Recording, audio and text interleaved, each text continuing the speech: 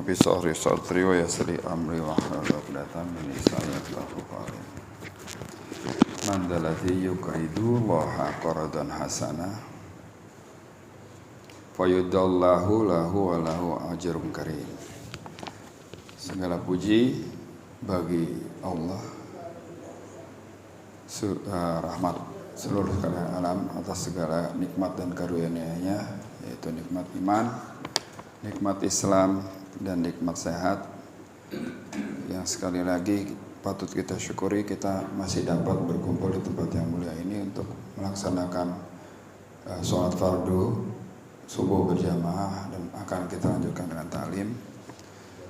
Tak lupa kita ucapkan salawat dan salam kepada junjungan kita Nabi besar Muhammad SAW beserta keluarga dan sahabatnya yang insya Allah akan sampai kepada kita. Dan pada yaumil akhir nanti kita termasuk umatnya yang akan mendapatkan syafaat darinya. Amin, amin ya rabbal alamin.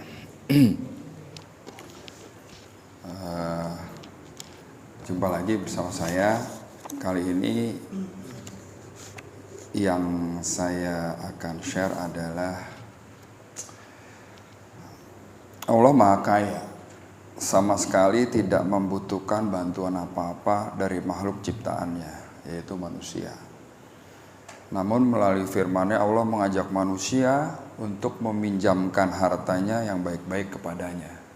Ya, jadi Allah berfirman di surat Al-Hadid seperti yang sudah bacakan tadi, man dzalladzi yuqridullaha qardan hasanah fayudaifu lahu wa lahu ajrun karim. Yang artinya adalah siapakah yang mau meminjamkan kepada Allah pinjaman yang baik, maka Allah akan melipat gandakan balasannya pinjaman itu untuknya, dan dia akan memperoleh pahala yang banyak. Jadi yang saya akan share sekarang adalah di surat Al-Hadid ayat 11 itu menyatakan bahwasanya siapa yang mau meminjamkan kepada Allah pinjaman yang baik. Jadi qardon hasanah. Jadi kalau secara letterlek kita baca ini kok kayaknya Allah kurang mampu gitu, butuh pinjaman gitu.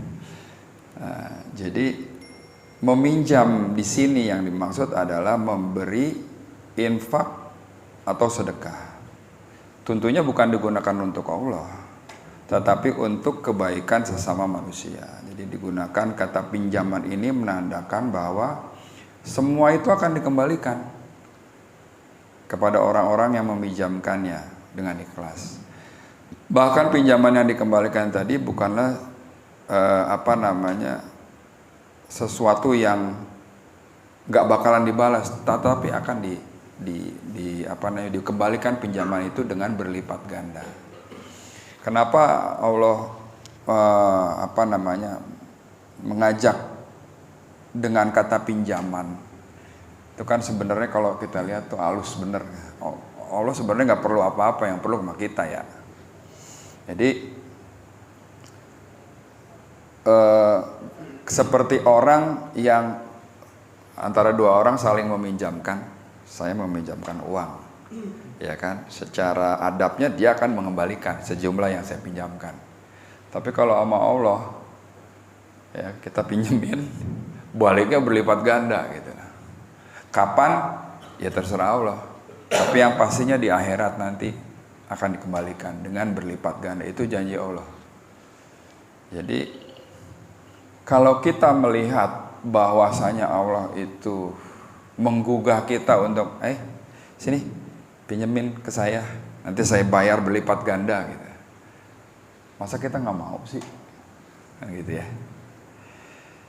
Jadi seharusnya setiap orang mukmin itu tergugah untuk sesering mungkin memberi pinjaman kepada Allah. Nah, tapi saya pernah dengar satu kisah yang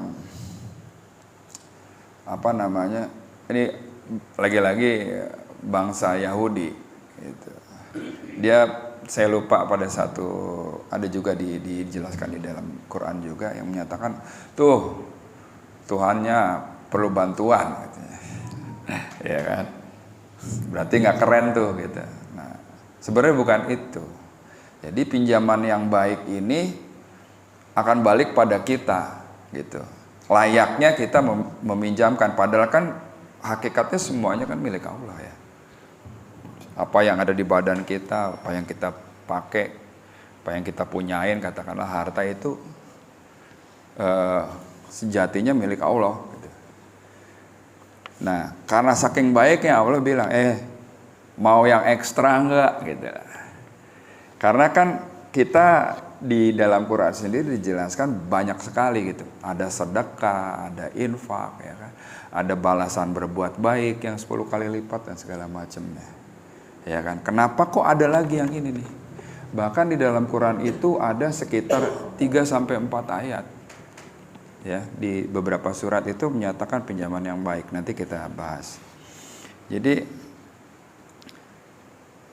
kalau saja Allah menawarkan sesuatu yang hebat, ya, tentunya untuk kebaikan kita sebagai ciptaannya.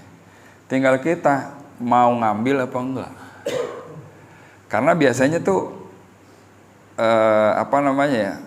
udah diinformasikan sedemikian rupa di dalam Quran, kita masih saja ragu, ya kan? Bahkan banyak kan malah khawatir kalau kita infak hartanya kurang, ya kan? Saya yakin kalau orang-orang yang sudah imannya kuat, dia tahu bahwasanya Allah itu ada beneran lewat jalan infak. Jadi gini, kan bagaimana kita tahu Allah itu ada? Lihat aja dari ciptaan yang gitu ya. Semut segitu kecil, kalau kita bedah itu ibarat kata ada organnya macam-macam di situ, ada jantungnya, ada apanya.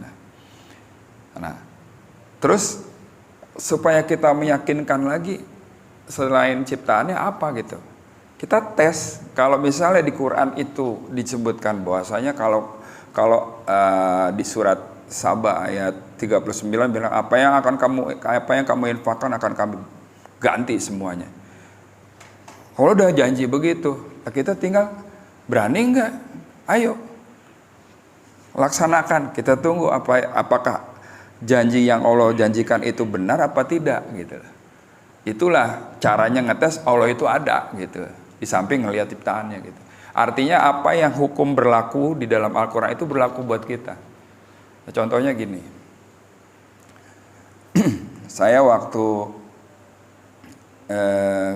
SMA ya kalau nggak salah.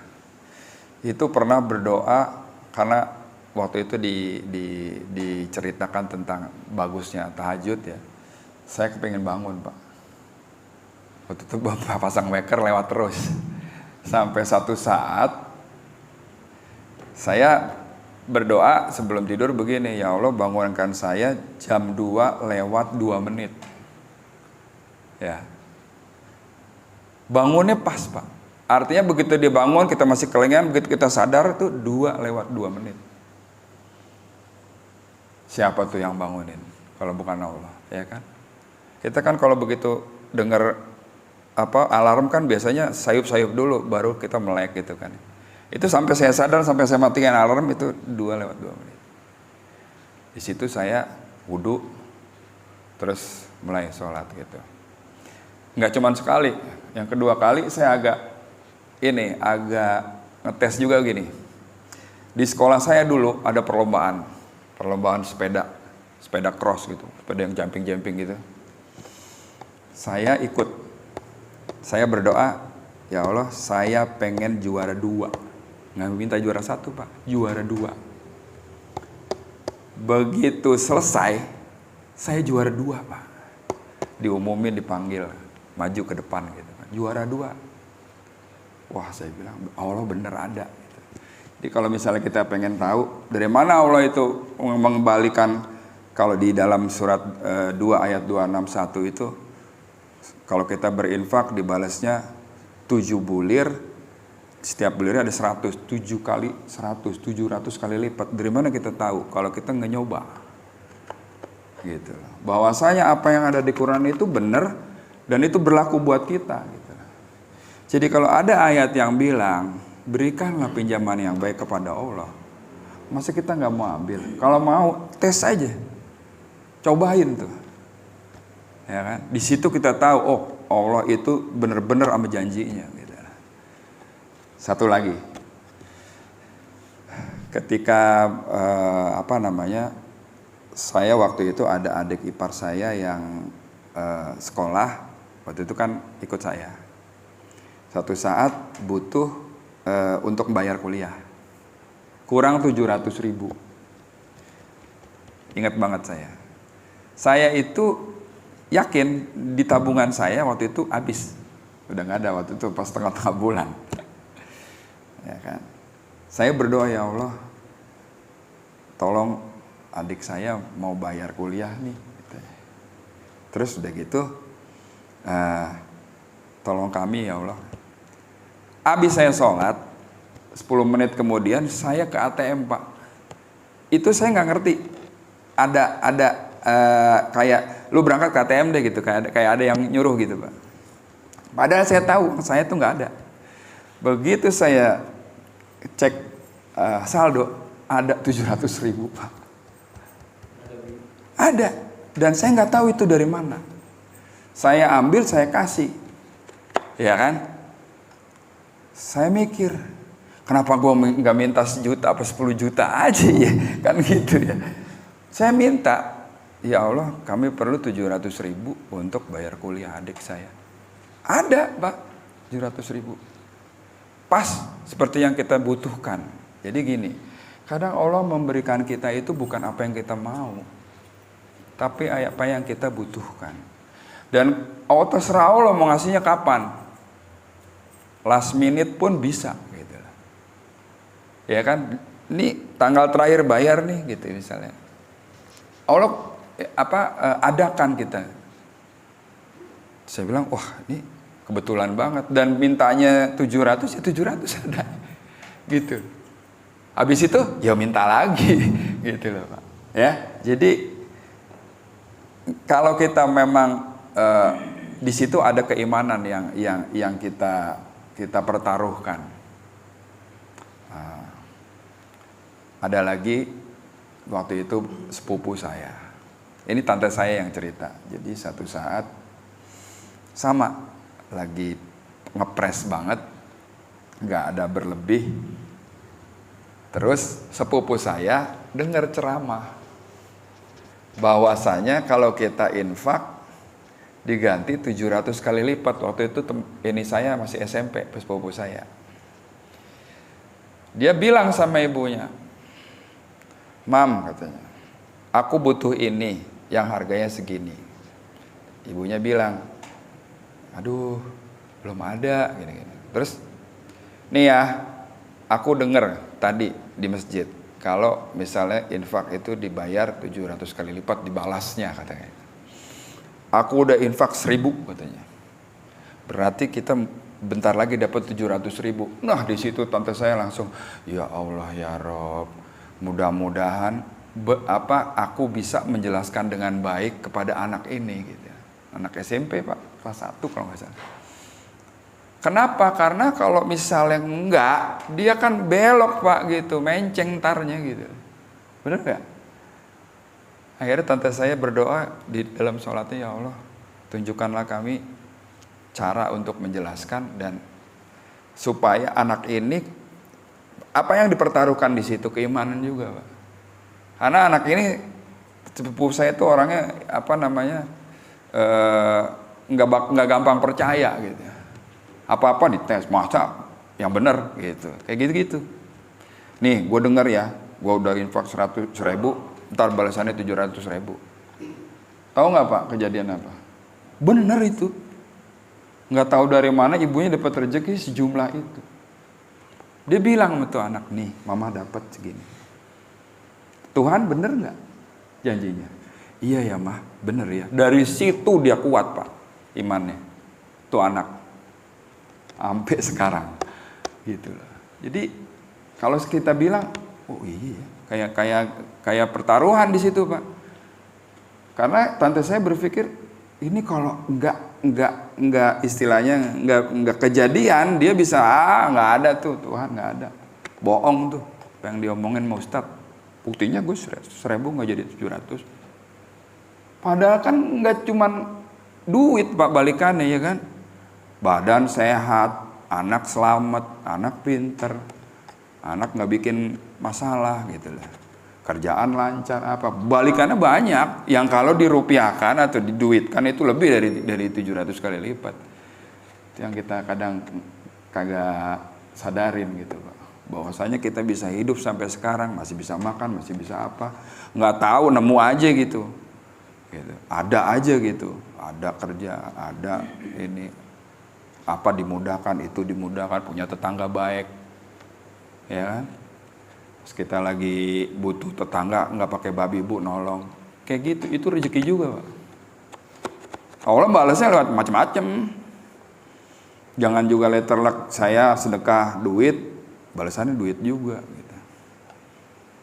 Nggak menutup kemungkinan, tapi ya kalau nggak percaya cobain aja gitu. Ya. Nah, jadi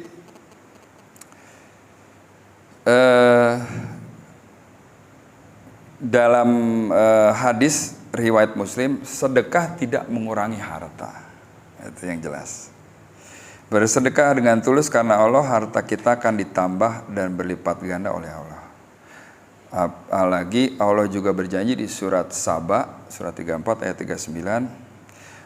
Qul inna rabbi yabsutur rizqa liman yasha'u min ibadi wa yaqdiru lah wa ma anfaqtum min syai'in fahuwa yukhlifu wa huwa khairur razikin. Sesungguhnya Tuhanku melapangkan rizki bagi siapa yang dikehendakinya di antara hamba-hambanya dan menyempitkan bagi siapa yang dikehendakinya. Dan barang apa saja yang kamu infakkan, maka Allah akan menggantinya dan dialah pemberi rezeki yang sebaik-baiknya. Jelas di surat dan ayat ini berkata tentang kalau engkau infak, maka akan aku ganti. Seberapa banyak pun, seberapa dikit pun kamu infak, akan aku ganti. Tapi yang jelas adalah di sini, sesungguhnya Tuhanku melapangkan rezeki dan menyempitkan bagi siapa yang dihendaki.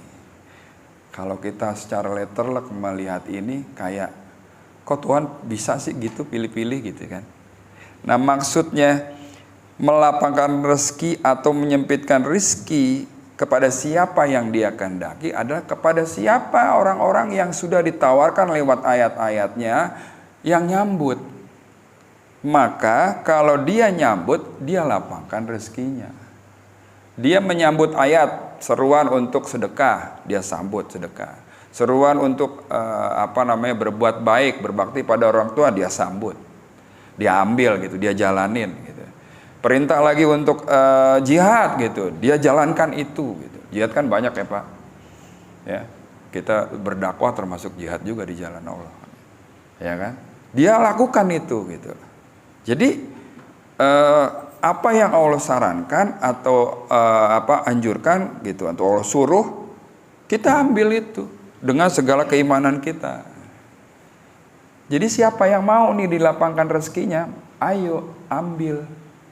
Sebenarnya ini tawaran Pak, bukannya lo sekarang gue sempitin, lo gue legain, padahal yang ini ibadahnya bagus apa segala macam. Nah itu emang itu hak prerogatif dia juga sih, tapi yang jelas ini sebenarnya ditawarin siapa yang mau gitu loh.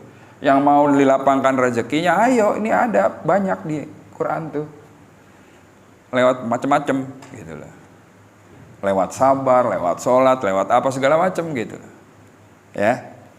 Jadi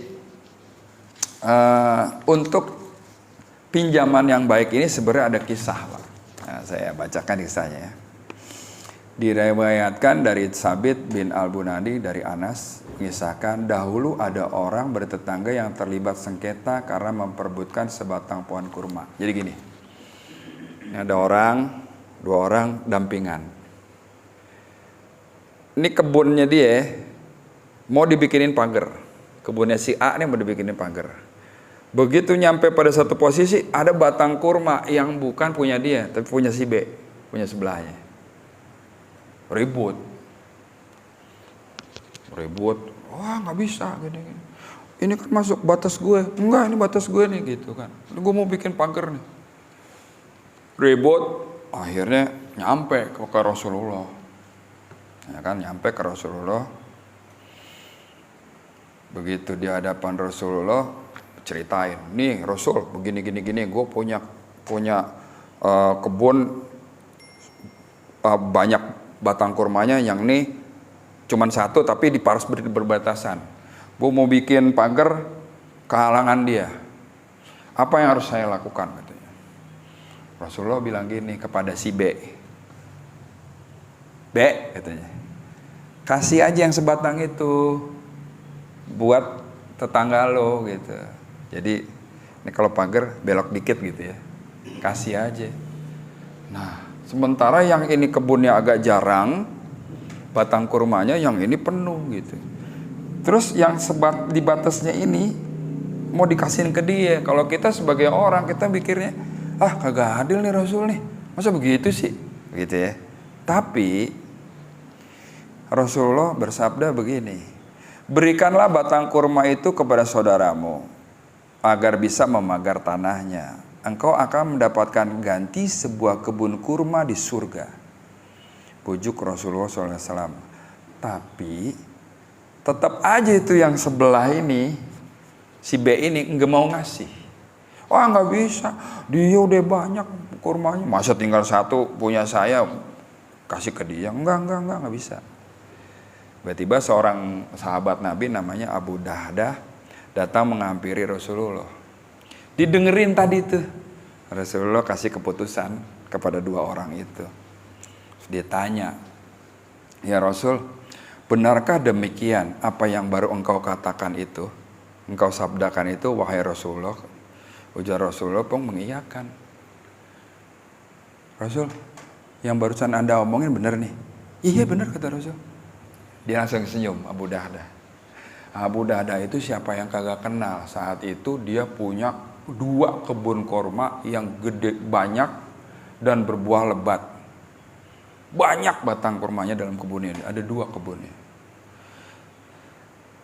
Terus dengan wajah sumringah, Abu Dahlah langsung berujar kepada kedua orang yang bersengketa itu. Kan yang satu kebunnya penuh, yang satu kosong, tapi tinggal satu nih, ya kan, di perbatasan pula. Dia ngomong kedua orang itu, hei B, jualah batang kurmamu kepadaku, aku beli dengan seluruh isi kebunku, kata Abu Dahdah kepada si pemilik batang kurma.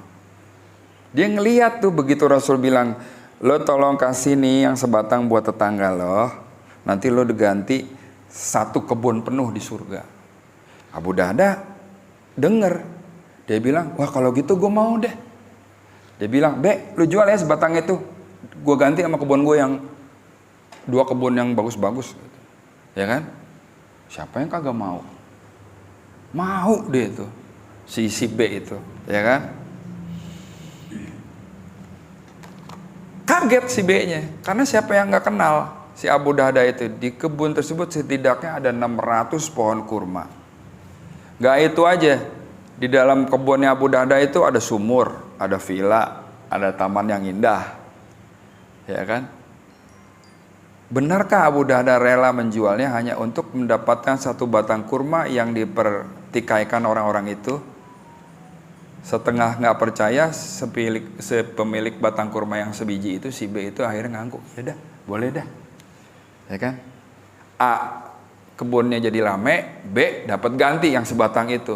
Di dunia dapat ganti 2 kebun, ya kan? Terus Abu Dahdah bilang, wahai Rasulullah, aku telah membeli pohon kurma itu, aku bayar dengan kebunku. Sekarang pohon kurma itu aku akan berikan kepadamu, maksudnya kepada si A.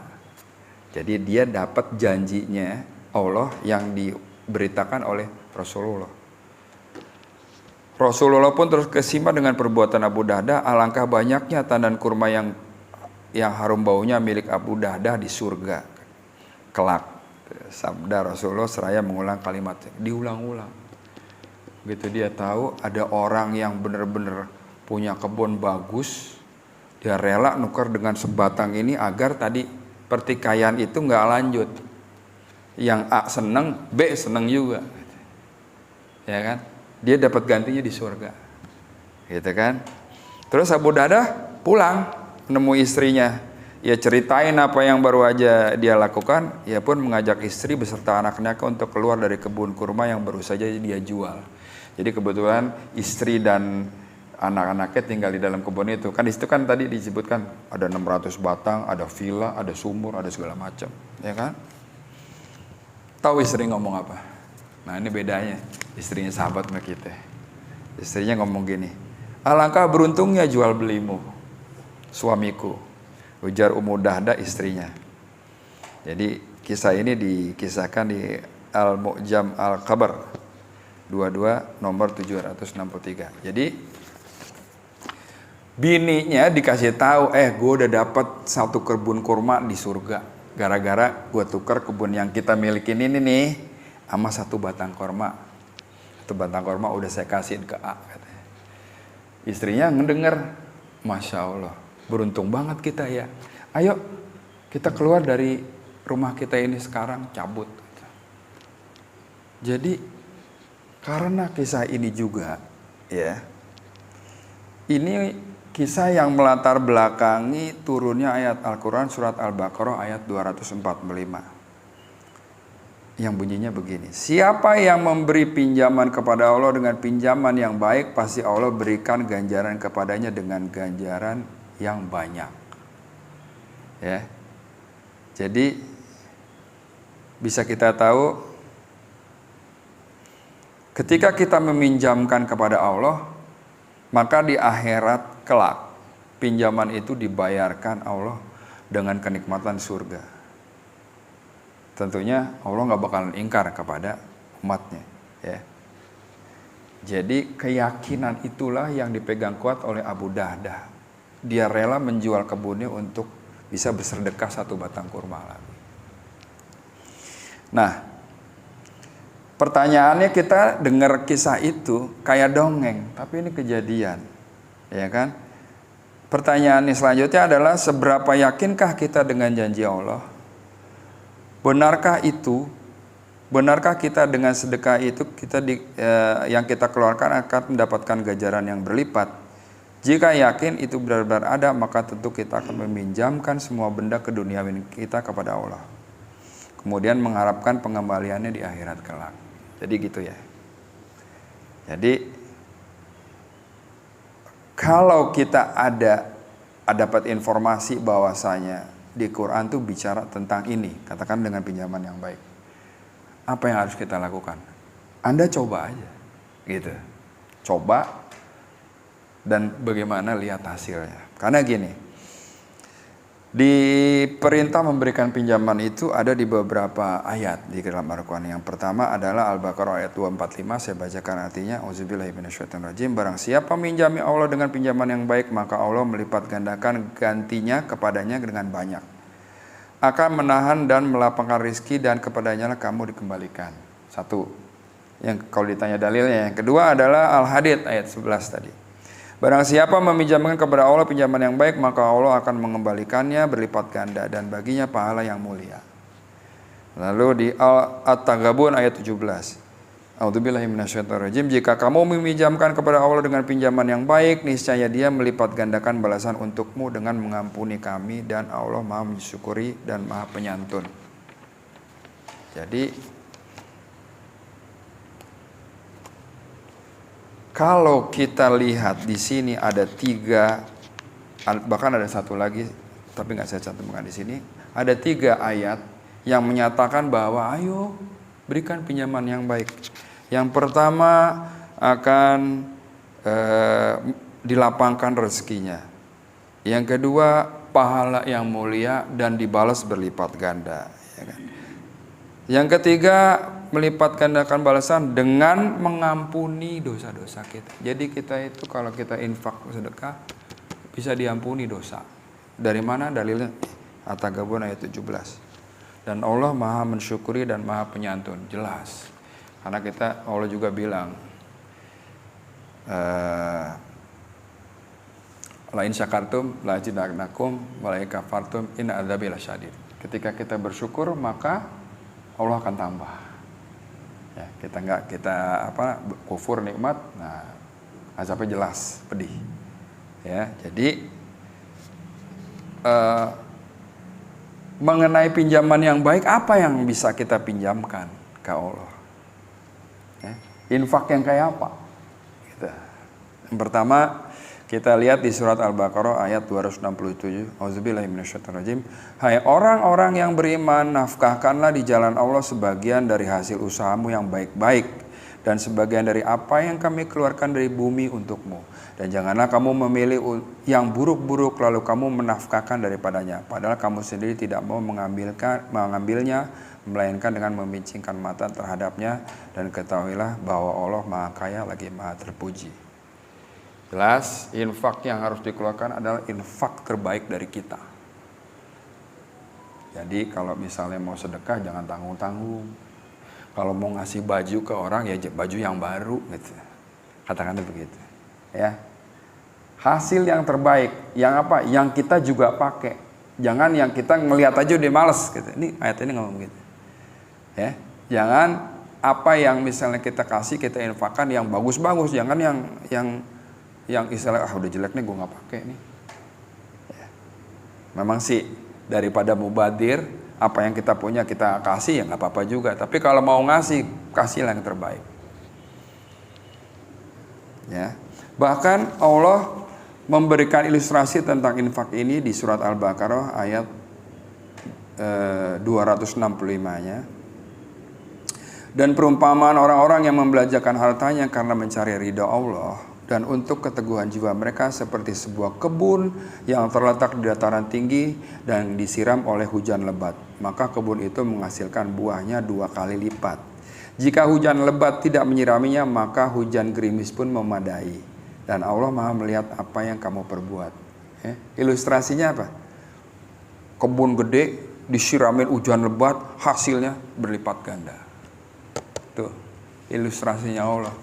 Kalau pengen tahu infak tuh kayak apa, itu dibalasnya. Ya. Jadi dari bukti-bukti ayat tadi, maka kita masih ragu apa enggak untuk berinfak di jalan Allah, meminjamkan pinjaman yang baik kepada Allah. Semua kembali pada kita. Jadi pinjaman antar manusia aja harus dibalikin, apalagi nih Allah yang kita meminjamkan Allah gitu. Allah pasti akan balas semuanya itu dengan mau mengembalikan dengan yang berlebih-lebih. Ya. Nah, dekat Idul Kurban, apa infak terbaik kita? Iya, berkorban. Ya. Jadi salah satu infak terbaik bulan Zulhijjah ini adalah salah satunya dengan berkorban. Sebagai umatnya Rasulullah yang memegang teguh ajaran Nabi Ibrahim, tentu kurban ini adalah salah satu cara mendapatkan ridhonya. Jadi kalau dalil tentang kurban ini di Quran itu ada di Al-Kautsar ayat 2 ya, fasholli lirabbika wanhar. Maka laksanakan sholat karena Tuhan, fasholli lirabbika wanhar, dan berkurban. Nah, anhar ya, berkurbanlah sebagai ibadah yang mendekatkan diri pada Allah. Ya. Jadi setelah selesai sholat itu ibadah vertikal. Allah tanya, oke, kamu menyembah saya, buktikan bahwa kamu beriman. Maka harus ada tindakan horizontal. Di ayat ini bicara fasoli lirobika wanhar. Kenapa? Habis sholat disuruh korban. Kalau kita korban, kan kita bagi-bagiin.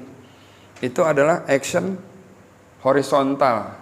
Jadi ketika kita, ya Allah, aku telah beriman. Tunjukin iman kamu. Bagaimana caranya? Ya kita korban. Ya.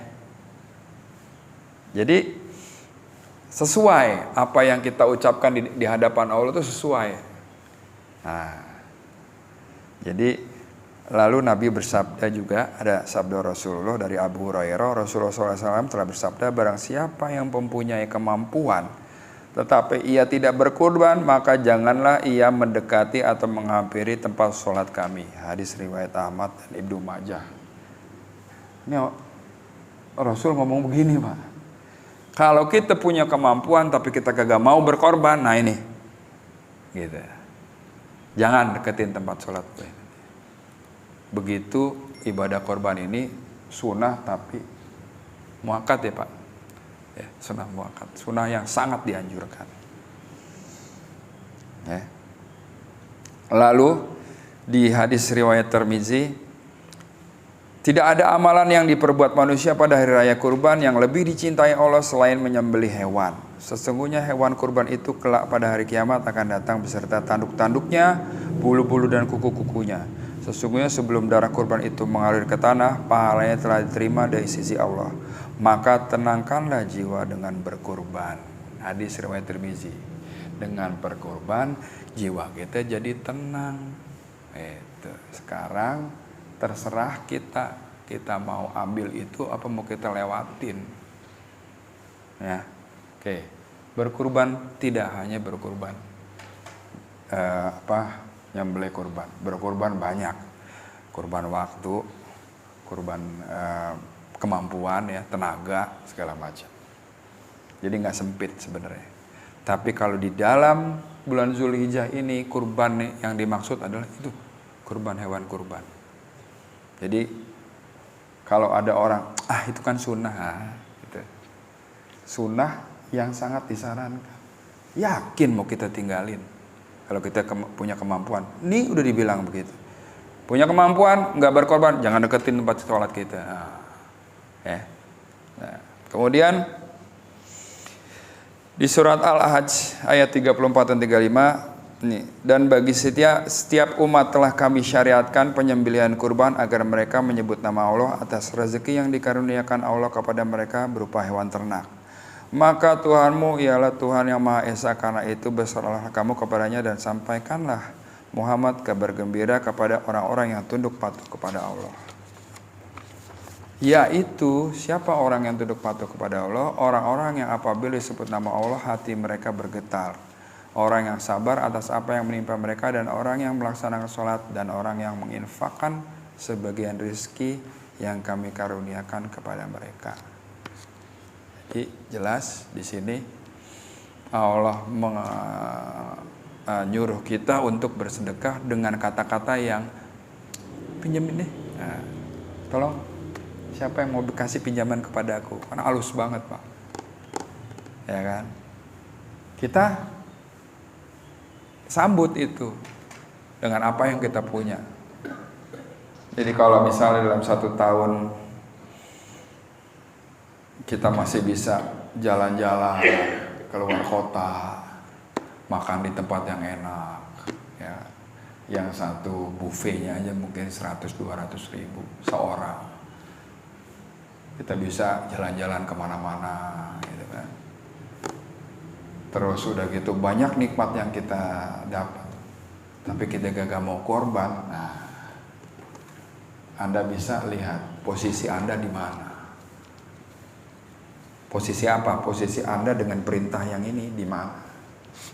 Gitu. Ya. Itu aja mungkin yang bisa saya sampaikan, mudah-mudahan bermanfaat. Mungkin ada pertanyaan, silakan, atau ada yang mau ditambahkan. Enggak, Pak.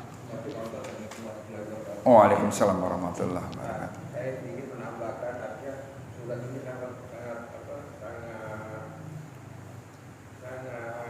maknanya ya. Iya. Sekali. Iya. Di situ Allah hanya mengatakan meminjamkan. Iya, betul. Kenapa Allah tidak memerintahkan memberikan? Itu. Betul. Iya. Nah, kalau dari sisi bahasa, dari asal bahasa, memberikan ada unsur paksaan. Betul. Saya memberikan, saya terpaksa, bisa terpaksa. Betul. Tapi kalau saya meminjamkan, ikhlas. Nah, ada jaminan. Betul. Akan dikembalikan. Betul sekali Pak Anies, ya. Jadi kalau perintahnya berikanlah, ya mau nggak mau harus. Tapi kalau siapa yang meminjamkan, Allah nawarin, kita mau ngambil PK enggak, udah gitu, ya kan? Ya enggak? Halus kan Pak, ya kan? Kita mau ngambil enggak? Anda percaya enggak sama janji saya? Kata Allah begitu. Yang saya akan balikin di akhirat nanti, kayak ceritanya Abu Dahdah tadi, ya kan? Jadi kita suruh milih gitu lah. Mau milih yang mana gitu. Milih yang biasa-biasa aja apa yang bagus nih. It's up to you, being an ordinary people atau extraordinary people lah. Extraordinary itu adalah orang-orang yang ini kalau dikasih ayat gini tetap dia resapin, dia jalanin gitu. Mudah-mudahan kita termasuk orang-orang yang begitu Pak, insya Allah, amin. Ya, kita punya kemampuan buat berkurban, kemampuan buat bersedekah, berinfak, sehingga kita bisa ikut tadi itu meminjamkan pinjaman. Bapak pernah nggak ngalamin begini? Punya rezeki nih, udah kita bagi, udah gue bersihin nih rezeki gue nih, gitu kan? Begitu kita mau pakai, ada datang saudara kita dari kampung misalnya, atau teman butuh, anak masuk rumah sakit lah, apalah gitu. Kita masih ada nih duit, padahal kita udah sedekahin. Ada lagi datang, wah keparo lagi nih duit gue. Gitu. Ayat ini berlaku. Kalau Anda percaya bahwasanya duit yang sudah dipegang ini diparo lagi bakalan balik, Anda akan kasih. Ya. Pernah ngalamin? Pasti pernah, saya yakin bahwa pernah. Udah infak, udah gini, cep dia datang. Yang udah kita, gue udah diinfak kan. Nggak ada udah. Gitu. Di situ kita rela nggak tuh? Motek lagi bagian kita, walaupun sedikit. Karena disitulah ayat ini bermain. Gitu. Istilahnya berlaku, bukan bermain, berlaku di situ. Nah, sementara di Al-Furqan ayat 67 menyatakan bahwa infak itu enggak kikir banget, tapi enggak berlebihan juga. Jelas ya? Karena gini, kita punya duit 5 juta nih, kita udah diinfakin misalnya 10%, ya, 500.000, atau 20% deh, sejuta. Tinggal 4 juta duit kita nih, kita mau pakai kebutuhan kita. Tiba-tiba ada yang datang. Ini udah kita hitung cukup nih, buat beli ini, buat ini, buat ini, buat bayar ini. Tetap ada yang datang nih, butuh, Pak, saya butuh 500.000 lagi. Rela nggak duit kita yang 4 juta ini kecoel 500.000 lagi untuk kasih dia? Kan gitu ya. Itu berlaku. Apakah kita kasih 4 jutanya? Enggak juga.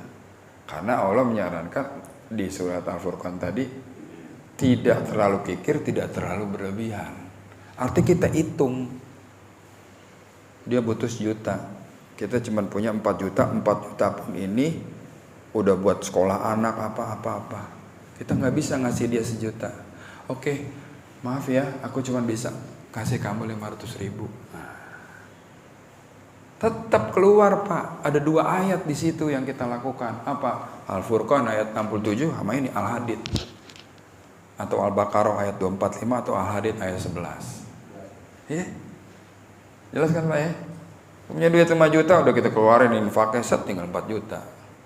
Ini buat bayar sekolah, buat beli beras, buat apa-apa udah pas nih. Tapi ada satu yang masih bisa ditunda sebenarnya, misalnya gitu. Kalau udah pas banget, apalagi ada ini buat bayar utang, buat itu jangan. Kita bilang nggak habis, nggak ada. Gitu. Tapi kalau ada yang masih bisa kita tahan, kita coel dikit 500.000 buat itu orang. Padahal itu orang butuhnya 1 juta misalnya. Aduh maaf ya, saya nggak bisa ngasih sejumlah yang kamu minta, tapi saya punya 500.000, boleh deh saya pakai.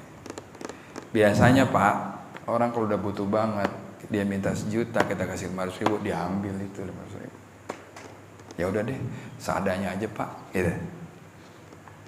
2 ayat berlaku. Pinjaman yang baik sama itu, nggak terlalu ini, nggak terlalu royal, nggak terlalu pelit. Bahkan 3 berlaku. Yang satu lagi infak dibayar 17 kali lipat, ya kan? Ya.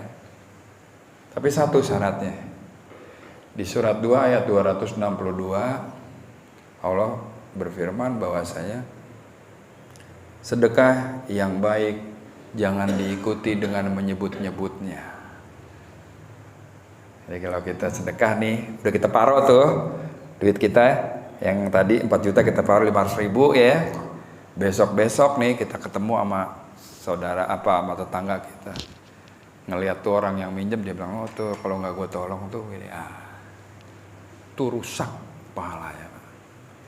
Coba Bapak lihat di surat 2 ayat 263 juga. Karena di situ Allah bilang, kalau udah ngasih udah jangan diomongin. Itu. Diomongin yang akhirnya menyakiti hati si penerima. Ya. Kalau nggak gue tolong lo gini.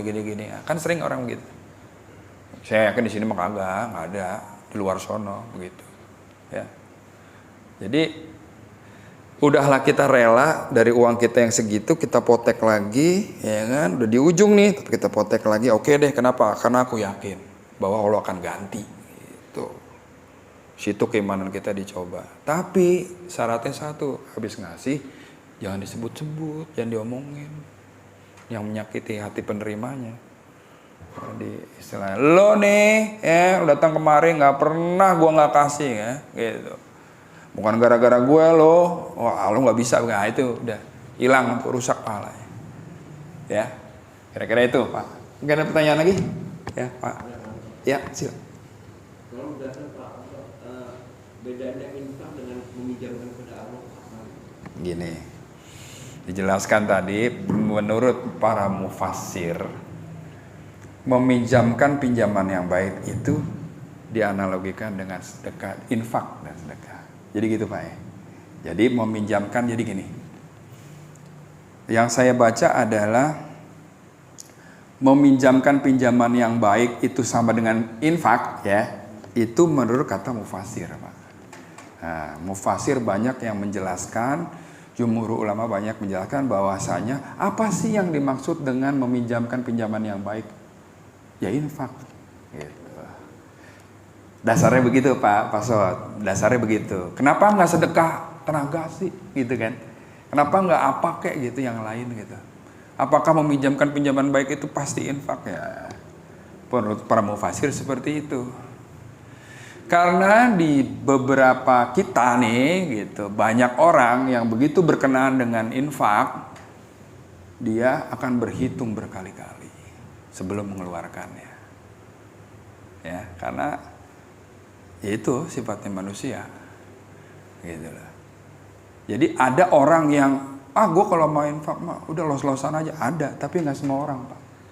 Banyak orang yang begitu, banyak yang kalau ada infak, ada sedikit juga infak lagi, gitu. Tapi kebanyakan orang itu itu Allah menyatakan bahwasanya, ayo dong pinjemin. Jadi menurut para mufasir Pak, ya. Jadi saya baca, saya cari juga tuh. Emang ada pinjaman kayaknya nggak duit doang deh. Apa kayak gitu? Enggak, ternyata gitu. Menurut para mufasir begitu.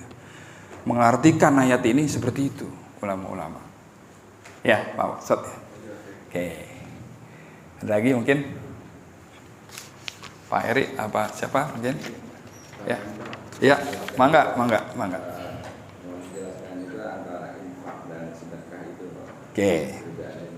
Oke.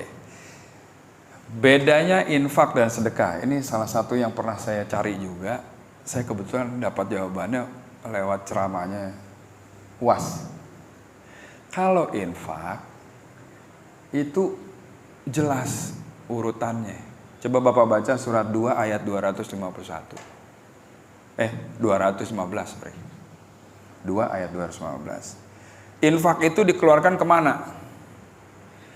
Yang pertama orang tua, karib kerabat, baru anak yatim.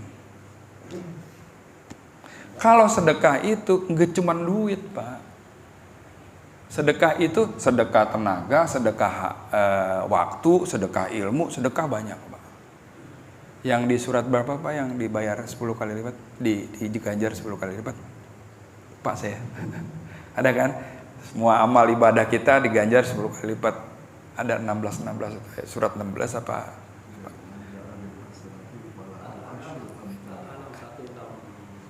Ya, itu Pak ya. Al-An'am ya. Ya Pak Rahmat ya, dibayar diganjar 10 kali lipat. Itu sedekah. Tapi kalau infak jelas, peruntukannya aja jelas kemana. Ya, dibalasnya jelas. 7 bulir, tiap bulir 100, jelas. Hah? Iya, baca deh surat 215. Coba saya buka ya. Jadi jelas di situ urutannya. Kadang kita suka ngaco. Orang tua belum dikasih, udah sedekah kemana-mana, udah infak kemana-mana. Nah itu, ya. Coba kita lihat di surat 2:15, ya. A'udzubillahi minasyaitonirrajim. Mereka bertanya kepadamu Muhammad tentang apa yang harus mereka infakkan. Katakanlah harta apa saja yang kamu infakkan. Harta ya Pak. Hendaknya diperuntukkan bagi kedua orang tua, kerabat, anak yatim, orang miskin, dan orang yang dalam perjalanan. Jelas Pak. Ya. Infak itu pasti harta. Sedekah bisa macam-macam. Harta, tenaga iya, ilmu iya, macam-macam. Ya. Jadi posisi saudara, misal orang tua tidak ada posisi saudara kamu di mana? Kerabat. Termasuk kerabat. Kerabat kan ada kerabat dekat, kerabat jauh, Pak. Ya. Itu. Termasuk kerabat dalam kehidupan sosial adalah siapa? Tetangga dekat. Nih, sama majelis, ya, deket nih, kerabat tuh Pak. Ya kan? Terus dan ada orang yang dalam perjalanan, gitu. Ya, nah, jadi anak yatim, fakir, miskin itu urutannya nomor 3, nomor 4. Pak. Kenapa seperti itu? Di surat di Al-Baqarah kayaknya 272.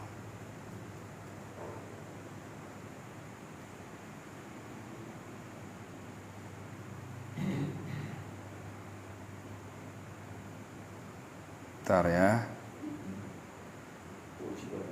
Oh, 273. Jadi gini. Fakir dan miskin, ya kan? Setelah orang tua dan kerabat. Oke, kerabat udah nggak bertanya lagi tadi kan? Tadi ada saudara, ada semacam ya. Saudara jauh, saudara dekat, tetangga dekat katakanlah. Sesama teman pengajian, kerabat lah pokoknya. Terus miskin ya, orang anak yatim dan fakir miskin gitu. Sekarang ada nggak sih kriteria-kriterianya gitu? Yang harus kita tolong orang kayak apa sih? Fakir miskin kayak apa gitu? Di surat 2:273 Allah berfirman, Auzubillahi minasyaitonirrajim, apa yang kamu infakkan adalah untuk orang-orang fakir yang terhalang usahanya karena jihad di jalan Allah. Sehingga dia yang tidak dapat berusaha di bumi, orang lain yang tidak tahu menyangka bahwa mereka adalah orang-orang kaya karena mereka menjaga diri dari meminta-minta. Engkau Muhammad mengenal mereka dari ciri-cirinya, mereka tidak meminta secara paksa kepada orang lain. Apapun harta yang baik yang kamu infakkan, sesungguh Allah akan mengetahui. Ini Pak, orang yang kudu ditolong apa? Orang-orang yang berjihad di jalan Allah tapi terhalang usahanya. Ya kan? Yang kedua adalah ketika orang lain melihat, dia mah mampu dia. Kenapa? Karena orang ini menjaga dari meminta-minta. Jelas? Orang butuh gitu, tapi nggak mau minta. Yang selanjutnya adalah cirinya adalah kalau minta nggak maksa. Jelas, ya. Kemana kita harus minta? Orang yang membutuhkan, yang nggak minta, even dia udah kepepet banget, dia minta tapi nggak maksa. Itu yang harus kita tolong, Pak. Sekarang pertanyaannya, bagaimana kita bisa tahu kalau tetangga kita, kalau saudara kita, kalau kerabat kita perlu. Tapi dia nggak minta. Bagaimana kita tahu? Itulah gunanya silaturahim, Pak. Nih ngumpul begini, ngobrol. Oh tahu. Oh dia lagi kesusahan nih. Gitu. Nggak pakai babi, Bu. Bapak butuh ini ya? Cep, kasih. Nah itu. Batasan tidak. Hah? Ada batasan tidak. Misalnya sesama anggota sesama tidak. Bukan non muslim misalnya. Ya bisa aja, Pak. Bisa. Ini kan aturan buat umum, Pak. Jangan dikotakin, sayang. Gitu maksud saya. Nih ada nih, karena kadang-kadang gini orang minta-minta, Pak, di lampu merah, ya kan? Wah minta-minta nih, terus ada yang naik ke bis tuh, oh saya baru keluar dari penjara, gitu. Ah tuh maksa tuh. Nah, tapi kalau ada orang dia kayaknya butuh, tapi nggak pernah ngomong gitu, tapi kelihatan dari raut muka dia kelihatan gitu. Kita harus melihat itulah kenapa silaturahim dibutuhkan, kenapa yang namanya empati itu harus keluar. Empati itu bagaimana ngasahnya itu tadi, Pak. Begitu ada orang lain kesusahan, oke. Wah, gue berempati sama dia, gue tolong. Ada orang sakit, kita denger nih dia sakit, cep. Kita datang, kita kunjungin, kira-kira lu butuh apa? Lu sakitnya apa sih? Aduh saya gini nih Pak, gini kolesterol saya naik. Oh nih gue ada obat nih. Oh nih gue ada jamu nih. Nah itu kagak pakai babi Bu. Gue minta dong obat yang ya enggak. Kita kunjungin orang sakit terus kita langsung kasih. Kira-kira apa? Oh kita tahu nih. Wah kolesterol ya. Sering kencang di ini di tengkuk sama di ini. Oke kompres Pak. Caranya begini gini. Nah, sedekah pengetahuan. Udah dapat semua itu ya, mudah-mudahan ada manfaatnya ya. Demikian yang bisa saya sampaikan, lebih kurang saya mohon maaf. Mungkin kita tutup kaji kita dengan doa kafaratul majlis. Subhanakallahumma wa bihamdika asyhadu an la ilaha illa anta astaghfiruka wa atubu ilaik. Wabillahi taufiq wal hidayah. Wassalamualaikum warahmatullahi wabarakatuh.